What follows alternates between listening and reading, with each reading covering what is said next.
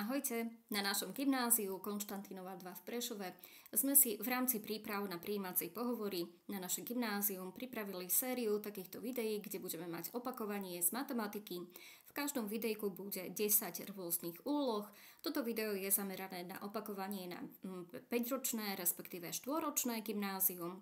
Ak chcete tieto úlohy vypracovať bez zobrazovania riešení vo videu, môžete použiť tento QR kód a link nájdete v popise videa. V tomto opakovaní na 5-ročné, respektíve 4-ročné gymnázium budeme mať 10 rôznych úloh z matematiky. Pri každej úlohe je uvedené práve jedno riešenie, ale to neznamená, že iba to jedno riešenie je správne. Môžete riešiť tieto úlohy aj rôznymi inými spôsobmi.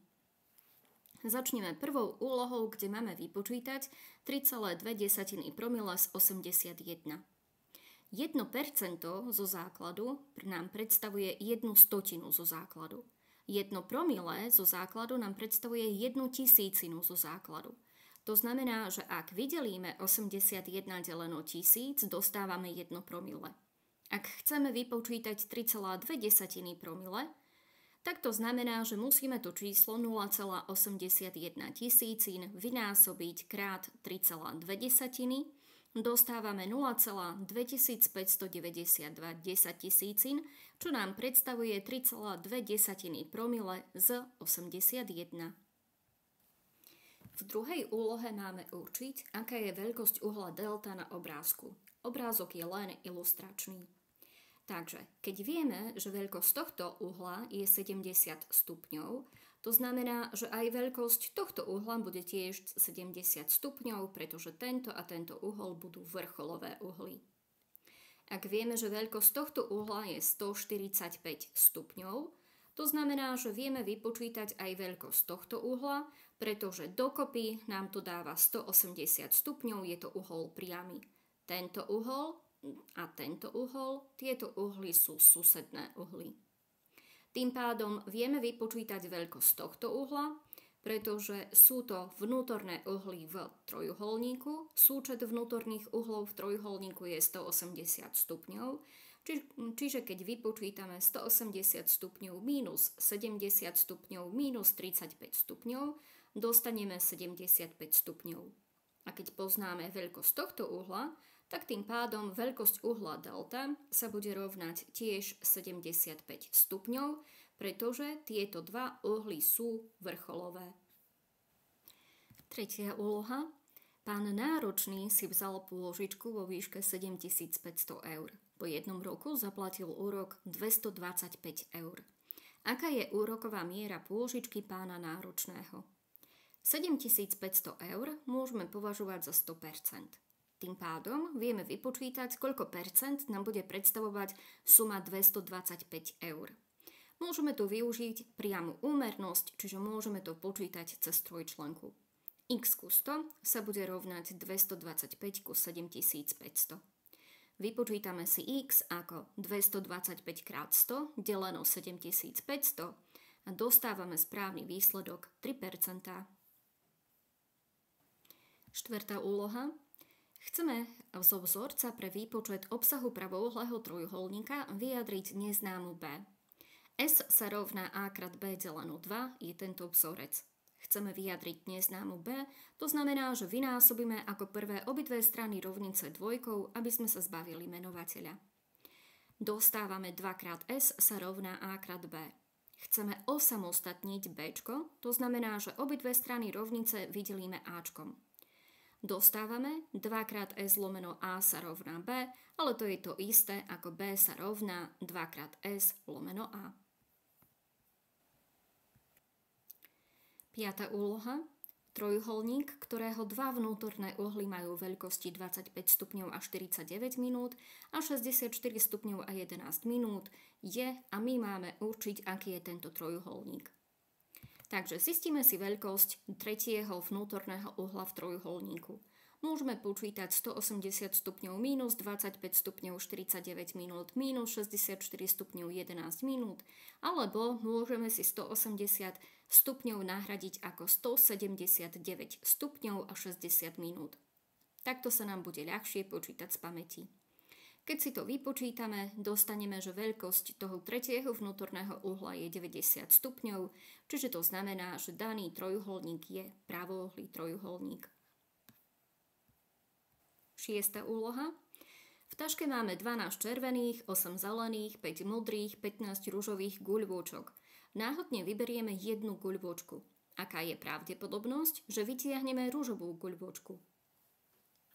Takže pravdepodobnosť si vypočítame ako podiel. V čítateli budeme mať počet priaznivých možností, v menovateli budeme mať počet všetkých možností. Keďže chceme zistiť, aká je pravdepodobnosť, že vytiahneme ružovú guľôčku, to znamená, že do čítateľa zapíšeme počet ružových guľôčok, čo je 15. Do menovateľa zapíšeme súčet 12 plus 8 plus 5 plus 15. Tým pádom dostávame zlomok 15 lomeno 40. Toto vieme samozrejme ešte vykrátiť. Tým pádom dostávame zlomok v základnom tvare 3 osminy. Úloha číslo 7. Máme doplniť kritérium deliteľnosti. Číslo je deliteľné 5 práve vtedy, keď je číslica na mieste jednotiek 0 alebo 5. V tejto úlohe netreba nič počítať. 8. úloha. Doplňte chýbajúcu číselnú hodnotu na miesto bodiek. 2,3 m3 kubického sa rovná, my to máme premeniť na hektolitre. Takže takým prechodným mostíkom medzi základnými a vedľajšími jednotkami objemu je, že 1 decimeter kubický sa rovná 1 litru. To znamená, že my si premeníme 2,3 m3 krát 1000, to bude 2300 decimetrov kubických, to bude teda 2300 litrov, no a tým pádom 2300 litrov to je 230 dekalitrov a 23 hektolitrov, čiže správna odpoveď je 23. 9. úloha. Pani šikovná umyla 45% okien v dome. Zo zostávajúcich 11 okien umyl pán šikovný 8 okien. Koľko percent okien v dome umyl pán šikovný? Keďže pani šikovná umyla 45% okien v dome, to znamená, že nám zostáva 100 minus 45%, čiže 55% okien, ktoré sú neumyté. Lenže zo zostávajúcich 11 okien umyl pán šikovný 8 okien. To znamená, že tých zostávajúcich 11 okien nám predstavuje 55% všetkých okien. Z týchto okien umyl pán šikovný 8, takže to znamená, že my môžeme zistiť pomocou priamej úmernosti, koľko percent nám bude predstavovať tých 8 umytých okien, ktoré umyl pán šikovný.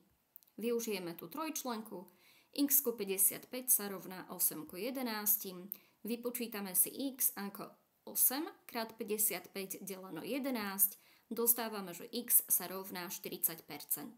To znamená, že pán šikovný v dome umyl 40% okien.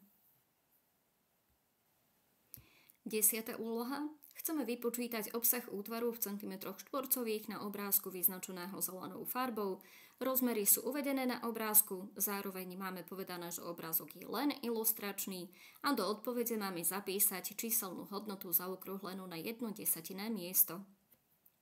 Takže keď sa na to pozrieme, tak tu vidíme, že máme 90 stupňový uhol, máme tu rozmery 4 cm, čiže to znamená, že keď sa pozriem na túto a na túto časť, keď to spojíme, tak je to kruh, túto a túto časť, keď to spojíme, je to tiež kruh, máme tu priemer kruhu 4 cm, tak vieme vypočítať obsah kruhu. Obsah kruhu sa rovná pi krát r krát r alebo pi krát r na druhu.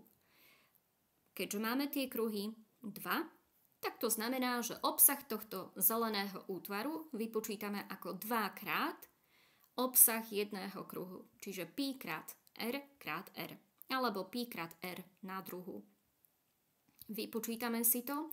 Môžeme dosadiť za Rudolfovo číslo tú hodnotu 3,14, približnú hodnotu, alebo aj keby ste dali Rudolfovo číslo, ktoré môžete dať na kalkulačke, tak dostanete po zaokrúhlení na 1/10 miesto ten istý výsledok.